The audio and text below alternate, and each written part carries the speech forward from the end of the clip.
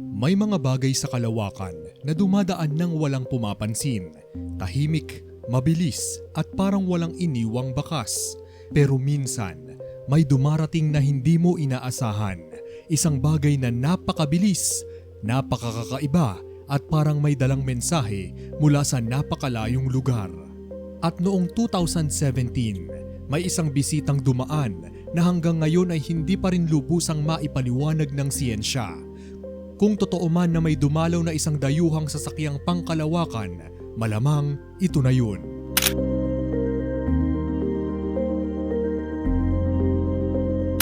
Noong October 19, 2017, isang astronomer ang nagre-repaso lang ng karaniwang data mula sa mga telescope. Pero may napansin siyang kakaiba. Isang bagay ang gumagalaw sa loob ng solar system. Mabilis, sobrang bilis, na parang hindi naaapektuhan ng araw. Hindi ito paikot na parang planetang nahahatak ng gravity. Hindi rin ito mukhang comet, hindi rin asteroid. Basta isang misteryosong bagay na dumulas papasok, humampas ng liwanag at nagpatuloy paalis bago pa natin maintindihan kung ano talaga ito. Nang mas pag-aralan pa ito, mas naging malinaw ang kakaiba nitong katangian. Ayon sa datos, ang bagay na ito ay galing mismo sa labas ng ating solar system. Hindi ito ipinanganak dito, isa itong interstellar visitor. Ang laki nito ay halos kasing haba ng isang football field, pero ang hugis ay hindi pangkaraniwan. May mga nagsasabing parang malaking sigarilyo, mahaba at makitid. May iba namang nagsasabing mas mukha itong malapad na pancake.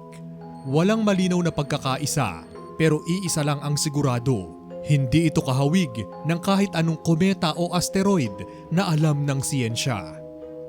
Ang mas nakakagulat, wala itong buntot. Kung kometa ito, dapat may sukat at gas na tumutulak palabas kapag dumadaan sa araw. Pero wala ni isang pulbos, walang usok, walang kahit anong senyales na umi-evaporate ang ibabaw nito. Tahimik lang itong dumaan, parang hindi tinatablan ng init. Pero ang tunay na ikinabigla ng mga siyentipiko ay ang bigla nitong pagbilis. Bago pa man ito nakita, dumaan ito ng sobrang lapit sa araw, mas malapit pa kaysa sa orbit ng Mercury. At pagkatapos nun, bigla itong sumirit ng bilis, para bang may tumulak dito, para bang may nakaprograma na direksyon. Hindi ito natural na galaw ng isang tipikal na bato sa kalawakan, para bang may sariling layunin ang misteryosong bisita. Tinawag nila itong Oumuamua, salitang Hawaiian na ang ibig sabihin ay isang mensahero, isang scout na nanggaling sa malayo. At totoo nga, para talaga itong mensaherong dumaan ng biglaan, nagpakilala saglit at saka naglaho pabalik sa dilim ng interstellar space. Dito nagsimula ang pinakamainit na debate sa mundo ng astronomiya. May ilang siyentipiko, kasama na ang ilang nangungunang researcher sa Harvard, ang nagsabing hindi dapat isara ang posibilidad na baka ito ay isang artipisyal na bagay. Marahil isang solar sail na gawa ng isang matalinong sibilisasyon. Posibleng manipis ang materyales nito kaya kayang itulak ng liwanag ng araw. Kung ganito nga, hindi nakapagtatakang bigla itong bumilis pagkatapos dumaan malapit sa araw. Hindi nangangahulugang sigurado na itong alien spacecraft, pero hindi rin nila sinasabing imposible. Sapat ang mga kakaibang galaw nito para buksan ang ideyang baka isang teknolohiyang hindi natin kilala ang dumaan dito. May iba namang siyentipiko ang may mas simpleng paliwanag. Baka piraso lang ito ng solid nitrogen mula sa isang Pluto-like planet. O baka dati itong ordinaryong kometa na na-expose sa cosmic rays at naglabas ng hydrogen jets na hindi natin nakikita. Normal lang sa siyensya na magkaroon ng iba't ibang paliwanag, pero sa huli, pare-pareho silang umaamin sa isang bagay. Hindi natin alam kung ano talaga ito.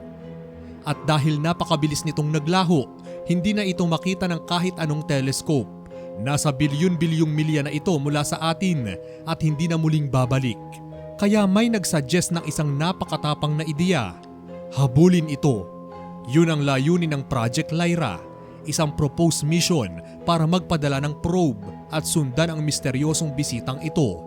Maaaring abutin ng dekada bago maabutan, pero kung magtagumpay, ito ang magiging kauna-unahang pagkakataon na makapag-intercept tayo ng isang interstellar object.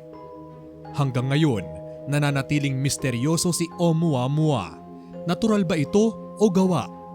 Bato ba ito o barko? Hindi natin alam, pero isang bagay lang ang malinaw. May dumaan sa ating mundo na hindi pa natin kayang ipaliwanag, at minsan sapat na yun para maramdaman mong hindi tayo nag-iisa. Pero kung kayo ang tatanungin mga katoto, naniniwala ba kayong alien spaceship ito o isa lamang itong kakaibang asteroid? I-komento ang inyong mga sagot sa ating comment section.